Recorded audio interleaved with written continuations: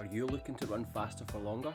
Then stick around, watch today's video and I'll take you through exactly what I'm doing to do just that. It's a beautiful sun-shining day in Scotland and a sunny Tuesday. I've just finished a busy morning of coaching and heading out to the cycle path behind my gym to get into one of my threshold training days. The plan today is intervals. So going to be hitting a 5-minute easy warm-up run, then into 6 400-metre intervals with a kind of similar work to rest ratio. So the plan is run out 400 metres on the cycle track and then a slow recovery jog back and repeat that 6 times. Trying to hit around zone 3 for the majority of this. So I want to be sitting at a fast but comfortable pace. And if you stick around to the end, I'll give you a little whoop debrief as well. We'll go through my stats together, which I'm not looking too promising because it's feckin' roasting here just now in sunny Scotland, which is a rarity. So yeah, let's get into it.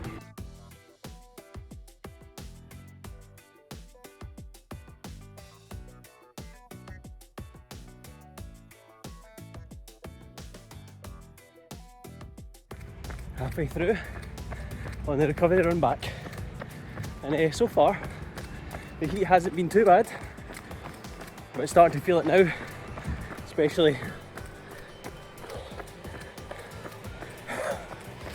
I think the challenge for me here is trying to keep the pace slow in the recovery run back so that we can keep the pace high on the work, but easier said than done.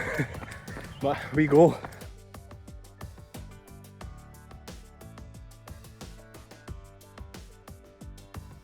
When I said the heat wasn't an issue, big time lied. We've got one to go though, keeping the pace high.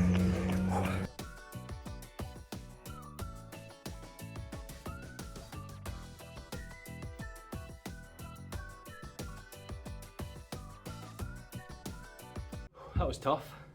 It's about 20 minutes or so since I finished the run, so just came into the gym to get into the shade a wee bit, cool off, get the heart rate down, stretch off, and just relax a wee bit. But I don't know about you, but I really do find the intervals and the kind of pace and stuff really difficult. And traditionally I've been like a sport, so I'm quite a sporty guy, playing rugby and football and stuff, so I'm used to the short bursts of speed and rest and stuff like that. But I don't know if it's just the last few years I've flipped the switch and focused more on endurance and going the distance. So now that I'm getting back into the speed work element, it's kicking my ass a wee bit. So it's good to do though, man. Love it. But it's such a different challenge and difficult challenge. But as you may have seen from a previous video a few weeks back, I'm definitely seeing the benefits already, like having PB'd my 5k without any real kind of training towards it, simply just including one of my running days as this sort of format, so some tempo or some interval stuff. Definitely has helped improve that threshold, improve that lactate threshold stuff, so that I'm already seeing the benefits after a couple of months, which is awesome. But anyway, let's dive deep into my whoop stats. Let's get talking about it. I always love looking at the graph, especially doing intervals, so you can actually see the work and then the rest, which is quite cool. But as I said at the start, I was hoping to be largely in zone 3, which I kinda was. I think it was just the heat that I was definitely feeling, maybe the kind of 3rd, 4th, 5th, that kind of interval.